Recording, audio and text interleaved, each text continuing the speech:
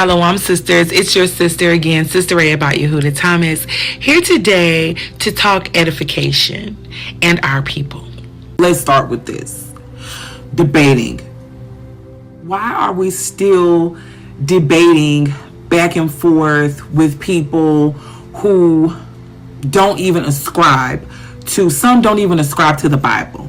You know, I love a good iron sharpening iron moment. I love to hear brothers and sisters bring out these scriptures. I absolutely love that. But I'm so tired of seeing street debates back and forth with people, you know, people who just won't believe, whether it be our people, whether it be other nations, whatever the case might be. We need to get to a point where we're past that, because we have bigger fish to fry at this point, right? And I mean fish with scales and fins. Nah, but for real.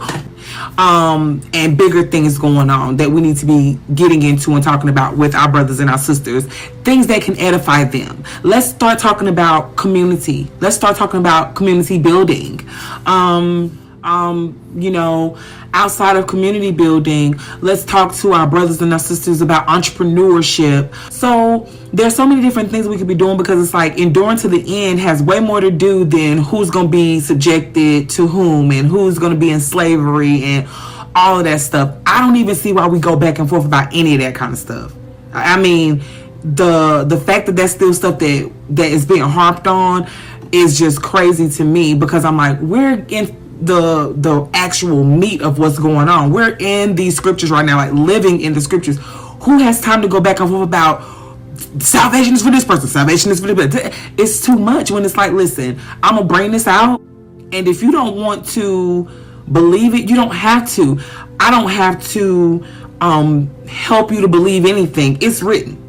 It's already written in the scriptures. So I feel like, for just to bring it so we won't do a long discussion on just that one thing, for our brothers and our sisters who are teaching, I feel like it's more important to introduce people to the information, and then the ones who it resonates with, who wants more information, you will see that. But the back and the forth is silly, because we do it amongst each other, even believers, you know, even Israel, we go back and forth with each other.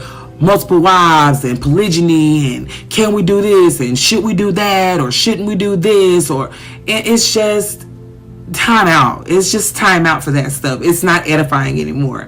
Not only do you have to submit to your husband, but you have to submit to the Most High. You know what I'm saying? Like, submission is one of those things that's just a must. We must all submit. Our husbands submit themselves unto the Most High. We submit ourselves unto the Most High and unto our husbands. That's just how it goes. That's not a back and forth thing. Going back and forth on the street corner about you a Edomite and you a this and that, and we don't have time for that. If they don't want to pick up a book and find out, and a lot of people know what's going on, your job, if you're really out there to be waking up the brothers and the sisters, then be out there waking up brothers and sisters. You don't have time for the silly stuff. Enough of that. And shame on you if you're still doing it. And I'm gonna say it like that. I want to give all the praises and the honor to Yahweh Bahashem, Yahweh Shah Bahashem, Recha Ha Kwadash, and double honors to the elder apostles and bishops of Great Millstone. Honors as well to you, brethren, scattered throughout, so, you know, and doing your part, fighting the good fight of faith. That's what we're going to get into. Also, shalom to you few sisters in support of your fight behind the line as well, you know, in the support of the truth. And shalom to the elect, whoever you may be scattered abroad. So anyway, this is not going to be another get on the woman video. Not trying to say that. What we are trying to do is keep the feminist components out of the truth, right? She has a channel. This woman, I don't know her channel. She has a channel. Let me see if I can find it. Called Rahya Bat Yahuda. Okay, Rahya Bat Yahuda. So her thing is the messages to get out to the women and so forth. But then, as you've seen the video go, it's skewed on and getting on the men, right? You know, we don't have time to be out there doing this. First of all, this is the disturbing part. There's leaders in Israel in different camps as well that set up formulated, put this all together, and how it's supposed to be according to doctrine. Now, some of it is true, going back and forth with people and all that, but sometimes the spirit goes where it goes because we're still men out there as soldiers of the Lord, just bringing out the work. We don't need to go back and forth with a bunch of Christians and just to have a drawn out, blown out process. But at the end of the day, the Most High still controls the show. And if the Most High didn't want that, well, it wouldn't happen. I'm not really into the debates, like online debates or whatever, but I get into debates at camp. It's just what it is. I don't mind it. We go back and forth with scriptures. We pull things out. But guess what? On the MOTB, the Mark or Revelation that we go into, there's brothers and sisters who have converted, and I watch them through the Spirit convert. Right? Through the Spirit. They still converted and believed. Let's go to the book. Let's go to the scriptures. Let's go to Titus 1:9. Holding fast the faithful words as he have been taught, and that he may be able by sound doctrine, right, both to exhort and convince, the gainsayer. Now, when you look up the word sound doctrine, it means error, without error or mixture. So trying to exhort you with sound doctrine, it's a fight. And again, if Apostle Paul, let me go to Acts. Let me see where this is. Let's go to Acts. I'm going to show you an example. Apostle Paul, quite a few examples you can get out of in New Testament. This is when Paul went to Ephesus, right? It says, and he went into the synagogue and spake boldly for the space of 3 months, right? So now what if this woman came up and said, well, we ain't got time for this. It's been over a month, because Eve don't have patience. She wants to control the narrative of the whole movement. It's not enough that they are supposed to do what? Learn at home with their husbands. Clearly, this is not a woman who follows our doctrine. Right? So now Paul was boldly in this place for 3 months, disputing and persuading. So he was doing some persuading. This thing ain't up yet. We still got work to do. And when the Most High pull the plug on the place, then it's up. There's still an awakening. There's still the elect that got to get woken up. So what you're saying is, don't fight for the faith. Don't worry about it. Just, go out and do what you want, what we supposed to. But things happen. We sharpen that way. It's like I can't go into a job that I'm not crafted to go in and do what it's meant to do, and I go from the outside look in and tell you how you should do it. You women ain't out on the hedges. You ain't out here on the hedges. You ain't on the highways. You will see that she was go to the women, but then she'll skew on what men should do. That's the problem, and that's what we're not having. It's not good to go back and forth with Eve. I don't like doing that, but this is what it is, man. This is part of the fight. You got a lot of Jake who's responsible for this, man. They'll let their Eve sit up there and she talking about the women are teaching and bringing out scriptures. Like, I don't know where this is. And he went into the synagogue and spake boldly for the space of 3 months, disputing and persuading. Right? I think that's what we read, that we might to exhort and convince the gainsayers. So what's the gainsayer? To gainsay means to speak against or contradict, to oppose oneself, decline to obey. Right?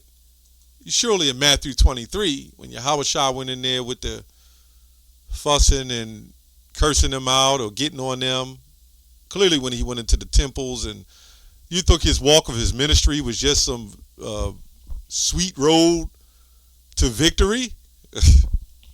Okay, I don't know what Bible you people are reading. Anyway,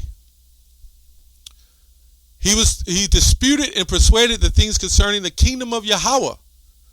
But when divers were hardened and believed not, but spake evil of that way before the multitude, he departed from them and separated disciples, disputing daily in the school of one Tyrannus. And this continued by the space of 2 years, so that all they which dwelt in Asia heard the word of the Lord Yahushua, both Jews and Greeks, Israelites. And Yahweh wrought special miracles by the hands of Paul, so that from his body were brought unto the sick, right, handkerchiefs of aprons, and the diseases departed from them, and the evil spirit went out from them. This is why Yahushua and this put the spirit on Paul to do it. This is what Yahushua said he's putting the spirit on us to do it. We got to heal the sick.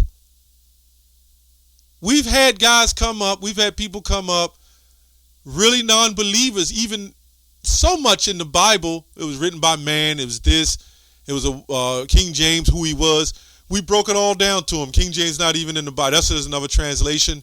We broke it all down, going back to the time of the canonizing the Bible and taking out the Apocrypha, Eusebius, and all these things of the history. And they start saying, "Oh, we get it. We get it."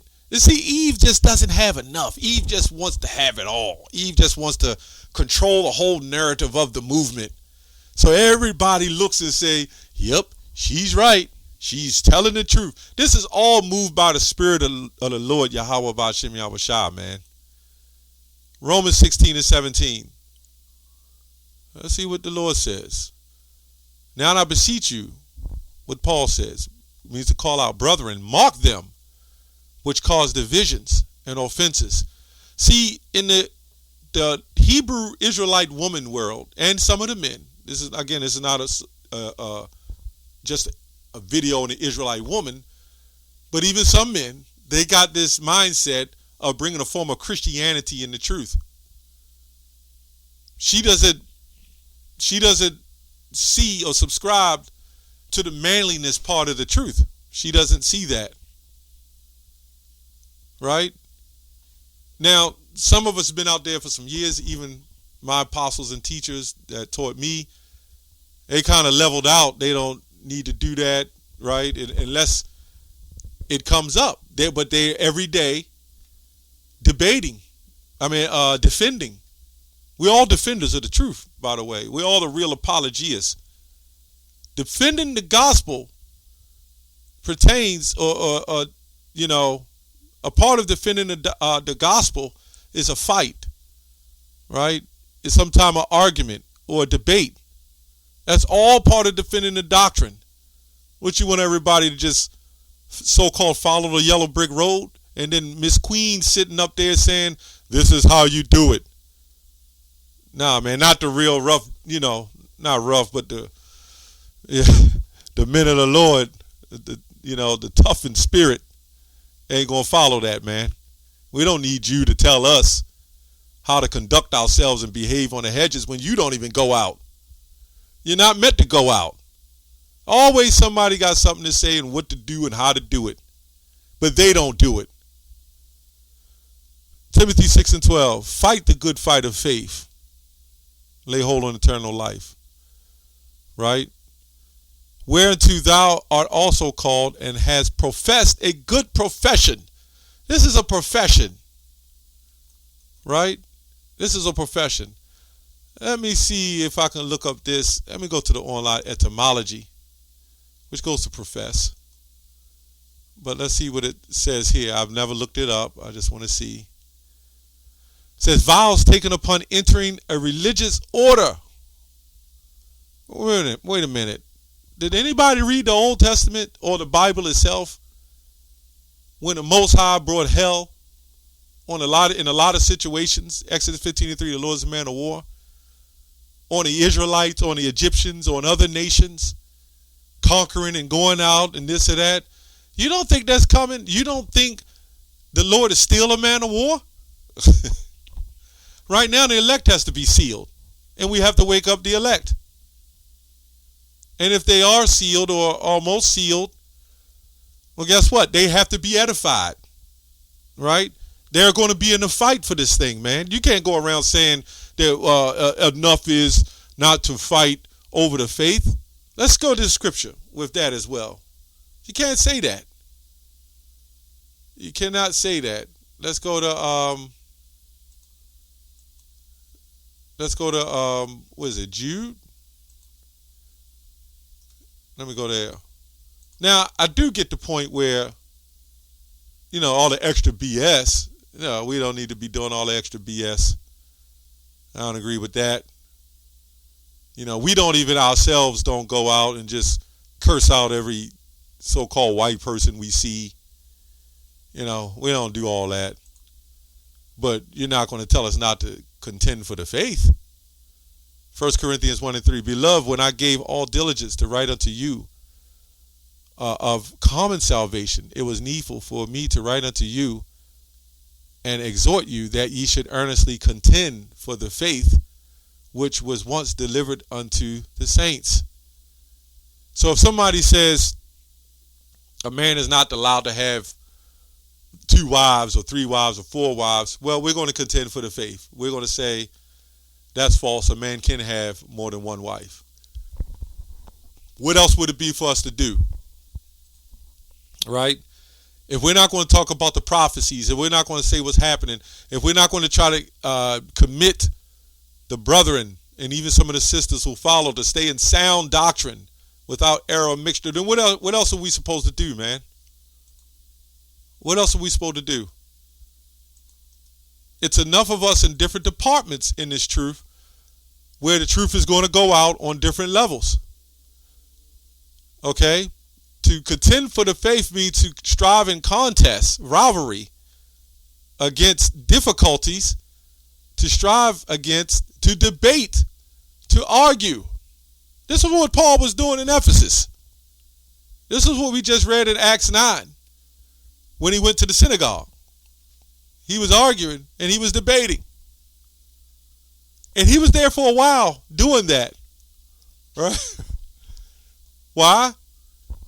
Because we have to fight and contend for the faith, whether we're on the hedges, whether we're doing videos like this. This is one of them as well. This is one of them exactly. We push not to be lukewarm. We don't push that Christianity smooth, soft shoe stuff, man. I do understand there's a balance with everything. We do the work. We go out and teach. We wake up the elect. We don't even get it. Like I said, we don't get involved with the white man this, the white man that. But every once in a while, we got to tell you. If somebody comes up and say, hey, am I this or am I that? We have to tell them the truth. What are we supposed to do? Bite our tongue because the Queen of Israel said, no, you're supposed to just keep all cool and calm. Don't say nothing anymore. Come on, man. This stuff has got to stop. But there's a lot of you jakes who uphold and lift these eaves up in a manner of that behavior, and you never stop them.